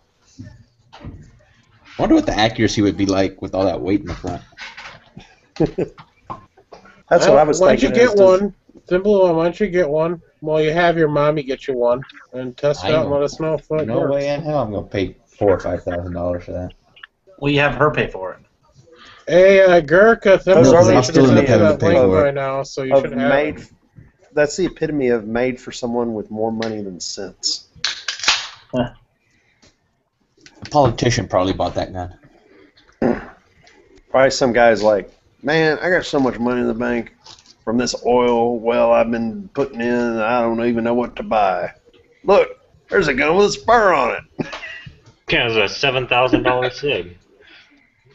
Well, so in other words, a person from the Mexican drug cartel bought it. Nice. I've got so much drug money, the rats are eating it in my basement. What the hell am I going to do? They have an affection for absurdly decorated firearms. I would too if I had that kind of money. I'd be like, what kind of ridiculous looking gun I can buy with my money. Dude, if I was a drug dealer, I'd totally go Romeo Juliet style with Leonardo DiCaprio's 45 or John Leguizamo's 9mm. Those were some sweet guns. Have you ever gone to the gun show and seen those like custom Colts, like the El Jefe model, and these are Colts. They're just pimped out. The Presidente. They all have like a Spanish name on them, and they're like 3,000 or 4,000 each. You always see them at the gun show. I'm like, do you ever see? Every time I go to this gun show, you have the same guns there, and I'm sure they're really expensive. How can you keep those on your inventory? I wonder if they actually sell those. I'm sure they do at one point or another, but I was like, wow, because they're crazy expensive. You only have to sell it one time. It's 380 there that I've been seeing there, Dano. Answer his question in the internal. Yeah. He's talking about the cars. Because on the reference, when I looked, did Google that side panel issue, it kept on going back to the EM9s. Yeah, and I saw it on the 380 too. Okay. So if you guys haven't checked these out, check out the link I just put in the side chat. That's the other line of custom SIGs I was talking about. You got to go in and click on like the Tomahawk and all the different versions. Somebody put it in gun channels so that the viewers I'm already doing lose it. their minds. Management's gonna get mad. Oh man, they're cool. I think probably the Viking is my favorite. Either that or the tier. I don't like the sights in the Viking.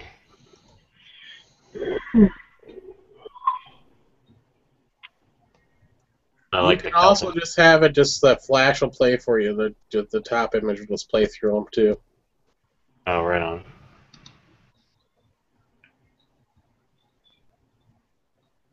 Oh, the Leonidas is so gay. That's as gay as those guys' abs and their little shorts and capes. Yeah, that Majesty's on me right there. Majesty. Which one's that? Still Majesty. Oh, I like that Barracuda on the side of it. That's pretty cool looking what they did. They do some neat stuff, man. Like their engravers are amazing.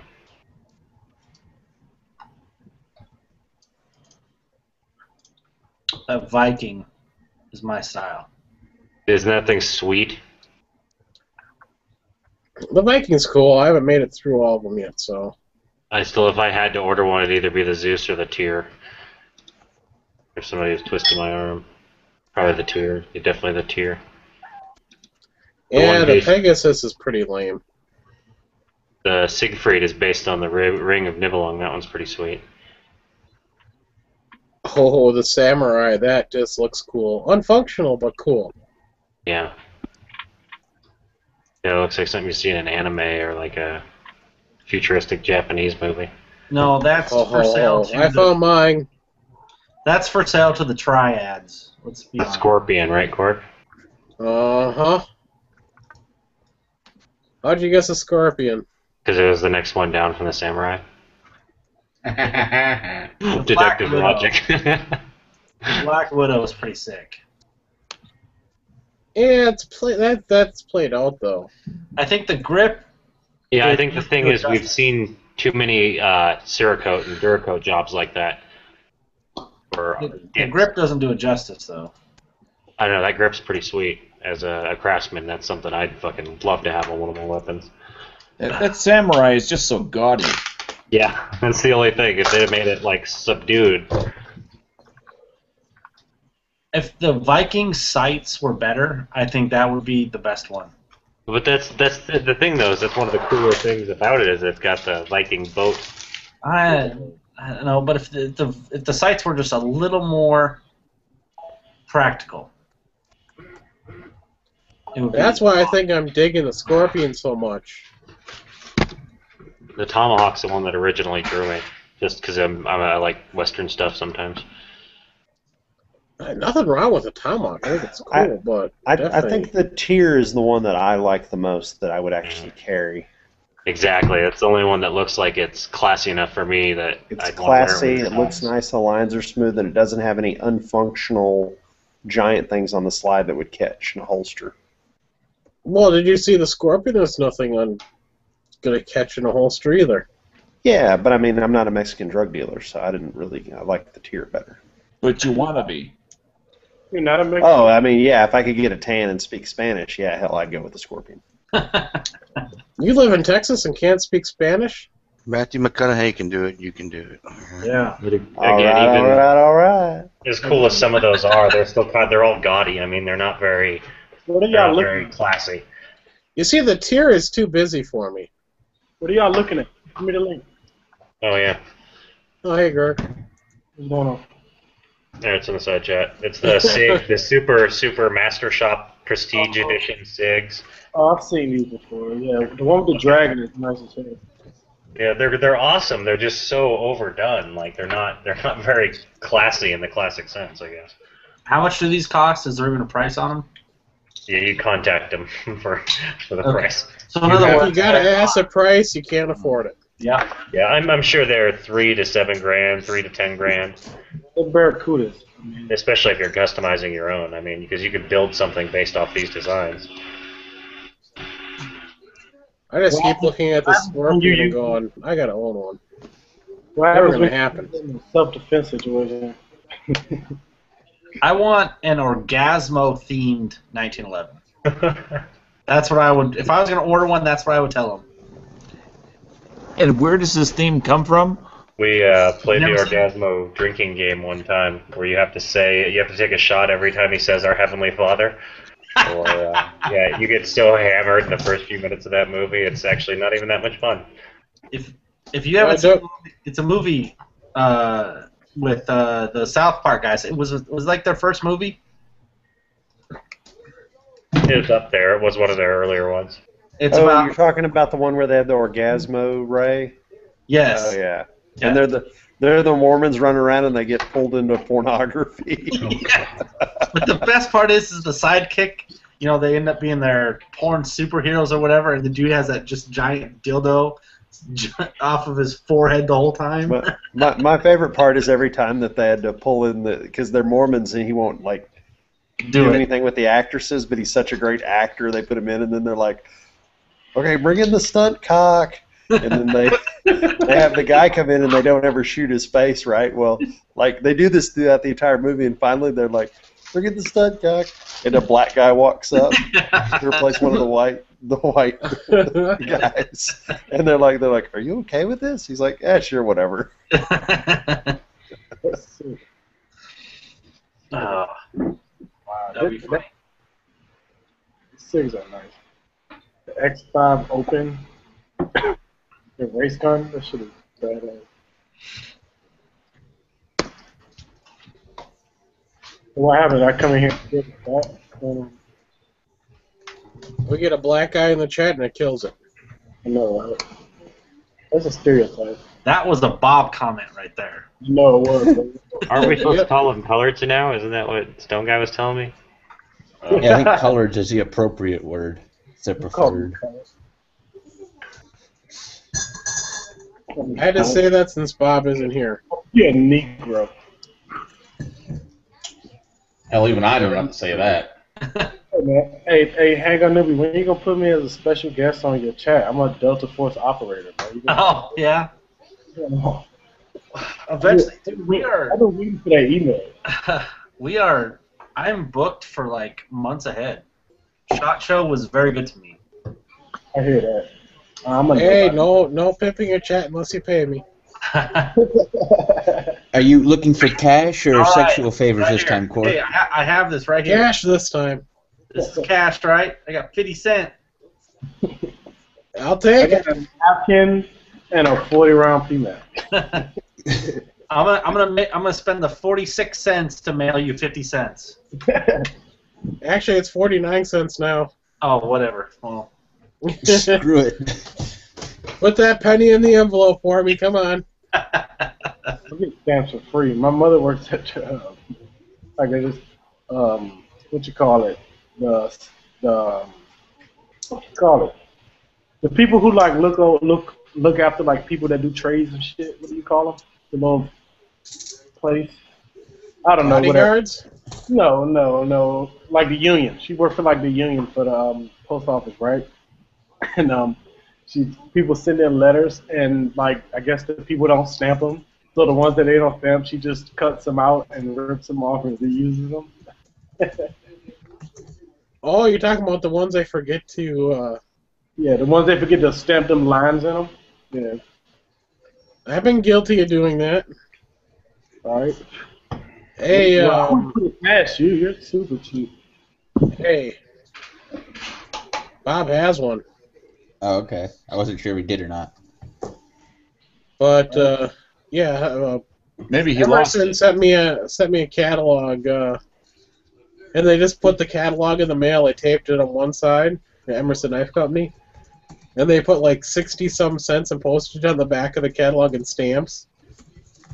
They weren't canceled, so I got 60-some cents in free postage. No, I've sent like a box. I put like so many stamps on it because we didn't feel like going to get it weighed to see how much it would cost. Shit. So we just threw like a whole bunch of fucking stamps on it. Speaking about postage, I'm getting a package this week. the Midway USA Ferry is going to be good to me this week. I got some hollow point 40s and some hollow point or some Hornady VMAX 243s and 87 grains on the way. I hear that. I'm getting a package too. Yeah, I was gonna say Girk's getting a package and Dano's getting a package. That's everyone in here that's getting packages. You say Girk's getting a package?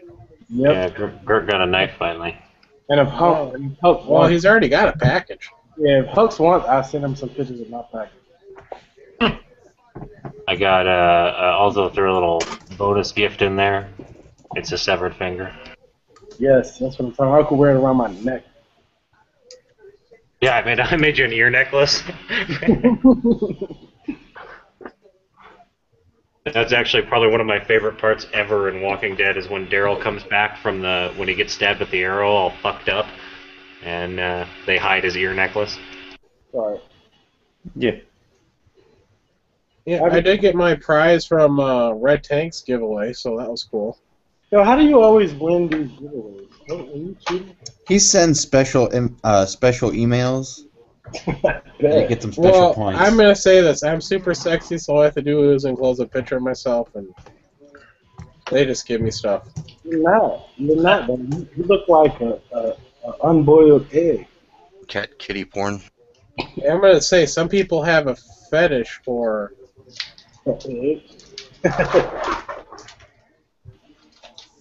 Edge, what did you say? Some people have a fetish for No. Edge said something, and I understood it wrong, and I'm thinking he said kitty, as in Kitty. But I didn't hear him well. Yeah, I chose to ignore it. I was a little confused. Yeah, it's a little... Yeah, Edge is not making sense tonight. He's a little too far... I guess that's why G-Loves wants to boot him. I didn't know he was here. Me either. I'm listening. Alright. He's babysitting the Coors Light sextuplets. He's very busy. Oh, man. Yeah, I just finished off some Hennessy. I'm feeling it now.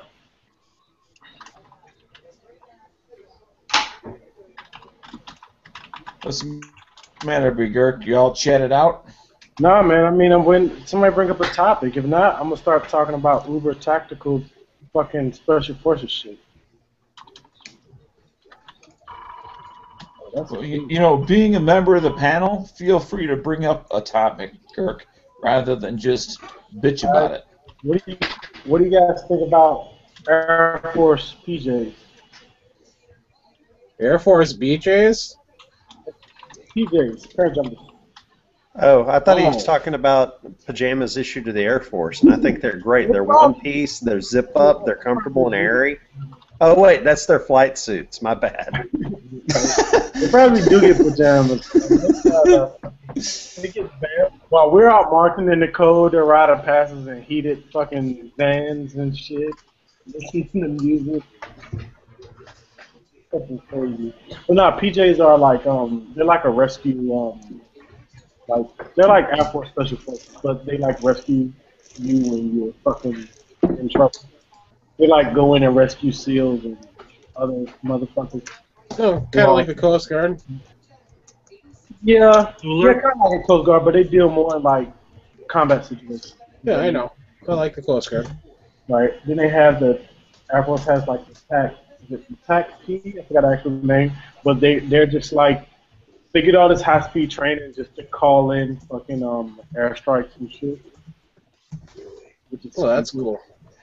Yeah, but I mean, Army has an MOS, has a fucking Fort Observers that call in airstrikes, and that's not any special. I don't see why you got to go through special training and just say, "Hey, drop 3 bombs at grid coordinates, whatever." You know, I don't. I would say don't make sure you drop it on your own people.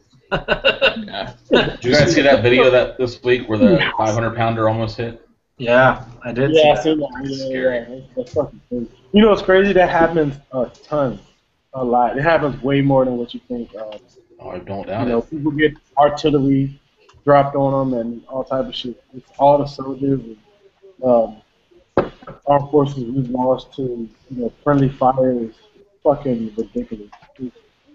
I don't get it. With all this technology, we should be able to have those mistakes should be so minuscule that they aren't even. Well, yeah, that is true. It should be that way, but sadly, that's something you have to deal with. War is friendly fire. Right. It's cool because if you shoot me, I'm gonna shoot you back. That's my. And you're gonna shoot him at 50,000 feet. Like I know, right? Yeah, I mean, it could just be as simple as user error, as in put the decimal point in the wrong spot, and that's where the bombs end up going. Send 1,000 meters north of this location, and they accidentally just send it to that location. Right. Yeah, or 100 meters north.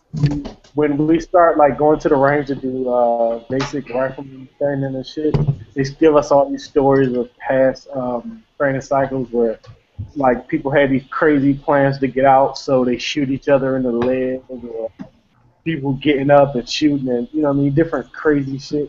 So we're all there like, man, when y'all motherfuckers point your rifle at me, I'm gonna shoot this shit out. You know what I mean? It's fucking it's scary your first 2 days because you don't know these motherfuckers and you don't know what they're thinking. So you don't trust nobody with a rifle in their hand. Then you're watching everyone who walks away from the range because you got to go in the woods and piss and shit. So you're watching them. You know what I mean? Trying to see if they're gonna come back and do some crazy shit. But it's pretty cool though. Man, you guys need to be raised up on MASH. There's far easier ways to try to get out of the army than shoot each other. I know, right? All you gotta do is start dressing like a woman, bro. I think it's just you and the women's clothing. I used to watch the shit out of MASH, man. MASH had rerun. When I was growing up, MASH had nothing but reruns. Oh, I forgot what channel it was, but all day long could be nothing but MASH reruns. I watched the shit out of them. That's Hallmark, I think.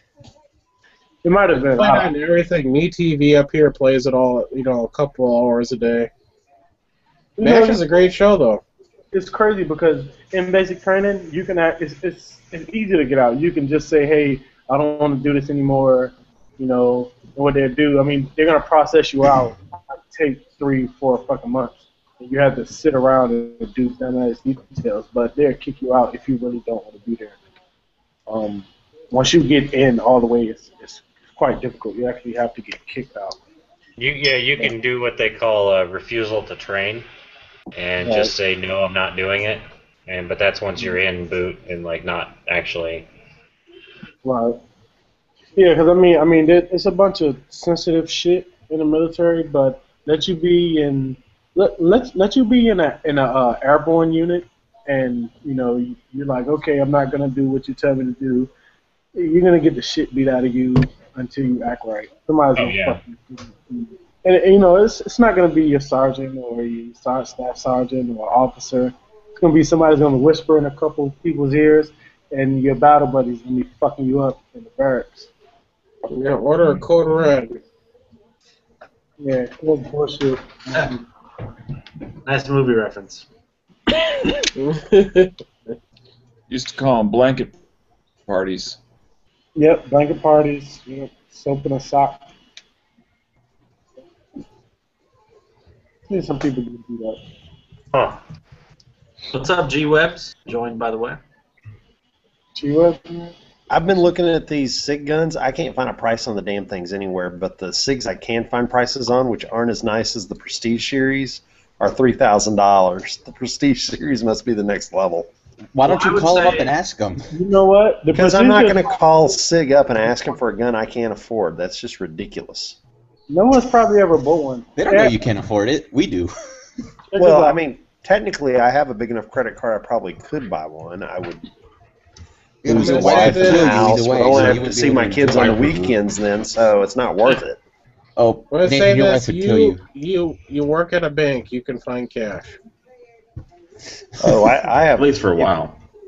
If I really wanted one of those SIGs, I can borrow the money to get one. I just may have to declare bankruptcy afterwards. And you need to find a new wife and start a whole new family. And then my SIG will be repoed. Hey, at least you don't have to worry about the 3-year-old anymore. Again. Hey, she can have the 3-year-old. You only have to see him every other weekend. They'll come to my house and they'll like pretend to start to take my car, and I'll go come out like they're like, grab the gun now. He came out. Hey, did I show you guys this right here? Oh, you're It's Rugery. It's a 1022. Sweet. 22 takedown. Yep. I want one of those. I You recognize know, it's the not bag. going to work very well. It's not going to camouflage very well in the urban jungle that you live in. I don't care. Gay. Gay. Can't see shit at night. And it's stainless. Duck Dynasty Edition.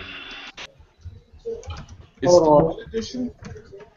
Well, it does look like it has one of the Robertson's faces on the side of the stock. Well, I would put it this way: Cabot Arms, what? Their 1911s are what? 10 grand, something like that. I'd probably put those custom SIGs somewhere in that ballpark. Yeah, I'm thinking like 8 to 10, 5 to 8, something like that. If they're really true one-offs, it's probably 10. Later, gentlemen. I'm about. Take care. Yeah, one off. Have a good night, Scotty. You too. Cork, I thought you said Next time, Yankee bye. sold his Glock 42.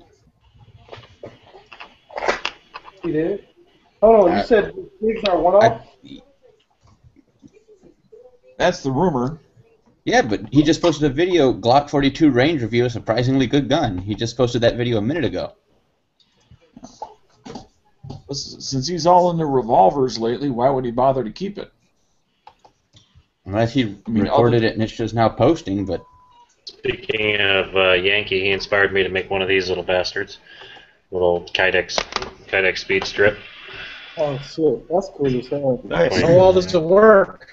It works really well. I used 2 sheets and then drilled them and set them opposite of each other, so that when the rivets sunk, there you actually have to kind of force them through to get them into place, and they're pretty tight in there. So they're just for carrying them, they're not for inserting them? No, yeah, it's just for pocket carry, for holding a few extra rounds. Hey, you think you can make like a speed loader type deal out of Kydex?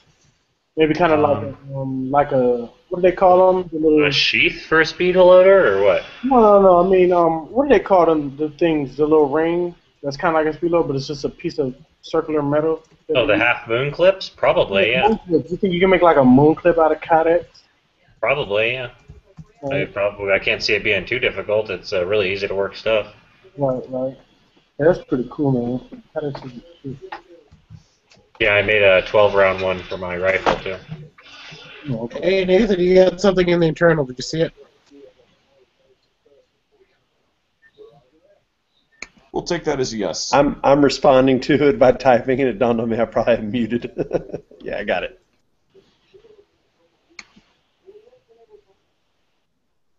So what do you say about the Glock 42?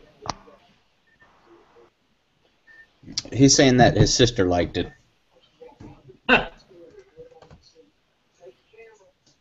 Okay. Hey, Nui, did you get the 42? No, I'm not a fan of 380. There's the video. Right. I'm kind of, if I was going to get like an ankle or a really deep concealment, I won't say for what reasons, but I really want a deep concealment or a backup gun. Yeah, the Glock 42 kind of looks good. Let me say it for you. To carry where you're not supposed to carry.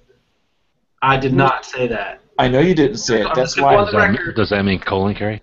Well, I just consider each gun down the list to be another level of concealment. So, like, my main carry would be a Glock 19, my backup would be the 42, and then my, deep concealment would be like an NAA 22 or a Derringer. Right. Now, just in case, What about just so y'all know, That's as deep as you go? Whatever. it's important I to don't have get pen your guns, I don't deep know where to find those carries. fucking things. Everyone should get their deep carries Cerakoted because sweaty balls are very corrosive. And nobody ever pats you down there. They really never grab a good handful. So. It tain't there for a reason. It's a taint. You have to pull your gun from deep concealment and stick it in someone's face like, oh my god! I gotta give up. That's why you use wood grips and you sand all the varnish off them so they really soak up the oil. Oh God. Yeah. I had a Motorola Razor that I had in my pocket when I went out and was working, and it didn't malfunction, but it got sweat in it and BO, and it was like a dirty gym sock after that. And like my wife, if it rang, she'd be like, "Oh, hand me your phone," and it was hilarious because every time I'd hand it to her, she'd be like, "Hello,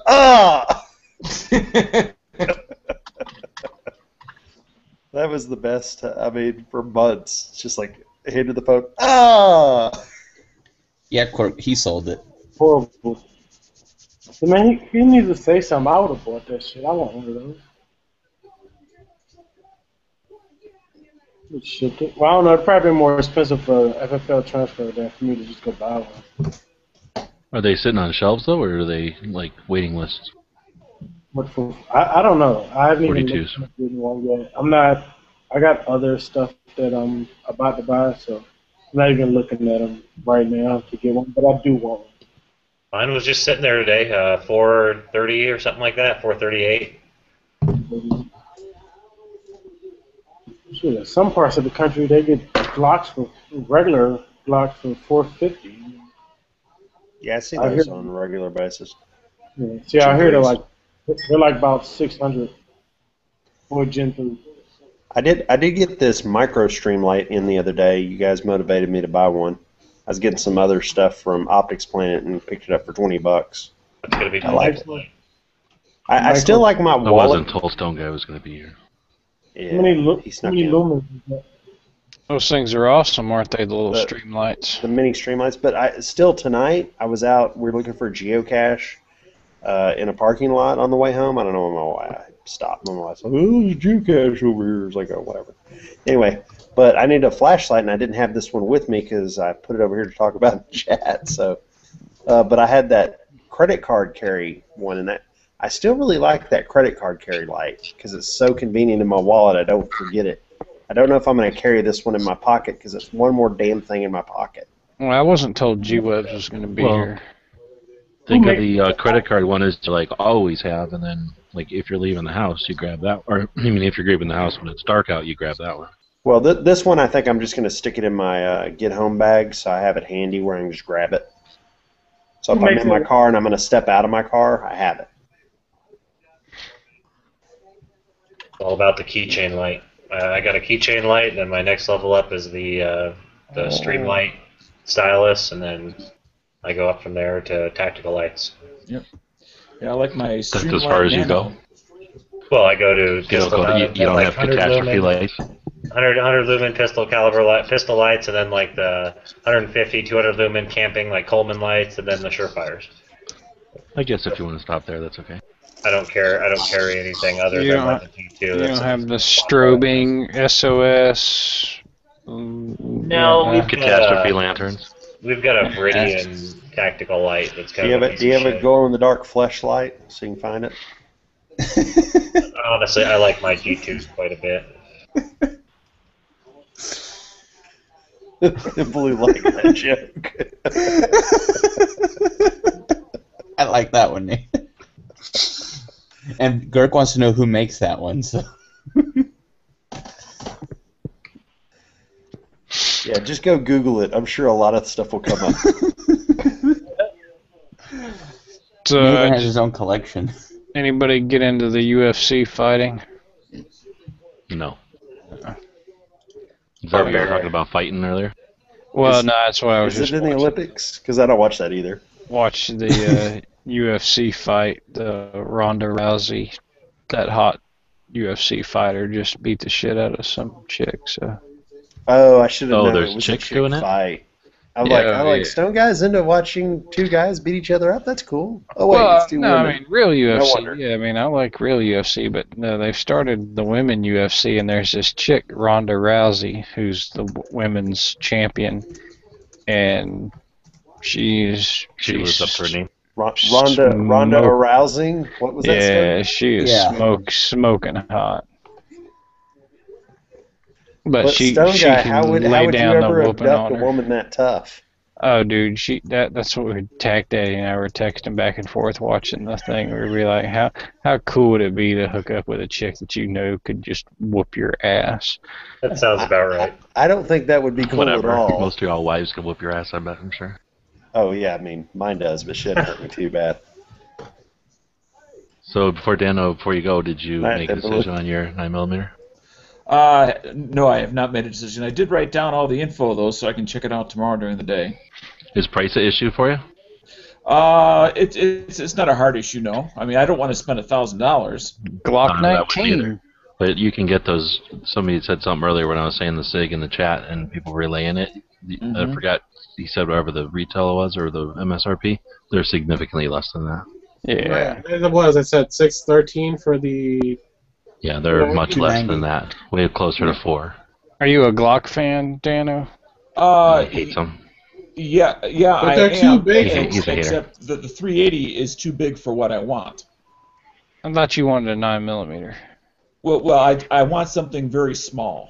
19. You get a Glock 19. He said he wants it smaller than a 26 even, right? Yeah, I have a 26. It's too big. That's too big. Look at the car. I mean, what the hell's in? Oh, I don't That know was this. one of the bigger ones we steered him towards. Yeah, the car. The CM9 or whatever. CM9. Yeah, there you go. Yeah, I got the couple that I got down is the SIG P290, then the car CM9, and then Edge had suggested a Taurus 738 as a low-end possibility. Man, well, he don't know what he's talking about. Don't listen to Edge. Hey, don't you carry a Taurus? I tore the little TCP in 380. Yeah. Does that have external safety? That's the one we're talking about. Yeah, that's the one we were just talking about. The 738 is the TCP. Exactly. That's the one you carry. No, you said that's not 9mm. That's a 380. Yeah. The 738 There's a 9mm TCP. version of it. Oh, wait, no, you're talking about something else. I'm thinking of something. Well, have you thought about the shield, man? About the shield? Safety. Yeah, I'm looking for no external safety. Take the safety out. Now the TCP is a 380, but it does not have an external safety. It's just got an. And then how do you explain that in trigger court? pull. Take the safety Well, out. guys on the internet said to take the safety. Yeah. Yeah. Call the company, ask them, is it okay? And I'm pretty sure it is. Yeah, there's this guy named Both sides. Judge. There's this guy named Girk. Yeah, Kirk said it's okay. He said it was His okay. info. And I That's why I also got on the Here's end the of the barrel, URL smile to his and wait for profile on flash. gunchannels.com. You'll I will back come in. to your defense and tell them that I told you to take the safety out. Well, okay, I'm about ready to shut this down for the night. Anybody want to do the after chat? Not me. wait a minute. Kirk already had a chat. Isn't this Kirk's after chat? I know, right? This is my Yeah. This is the after chat. Then I'm the one who uses the gun channel's calendar. Is Hunt volunteering me? True. Yes. Yes, I am. So, and speaking of that, don't you have something already scheduled for next week too? Yeah, next Saturday, knife chat. Next Saturday. So that gives you plenty of time if you want to be part of it to leave comments and questions and whatnot for Quark. I'll do an after if people are actually going to show Very up. nice. After chat, please. I'll join up. You could take the safety out. No problem. I'm sure some of these guys will join. Well, you can take it out, but then you'd have to worry about the repercussions of a You know lawyer. what? Nobody would even Legalities. Dangerous. realize that it was taken out. Oh yeah, they would. How ignorant do you think these people are, Girk? They take it down to the roll pins. Come on, they know. Nah, but I mean, I like mine with the safety. It's cool. Whatever. All right, Thin Blue Line, I heard, is running the after chat. And since he's not going to be able to deny this because I'm stopping the broadcast right now, Thin Blue Line's Isn't got there the a chat after tomorrow?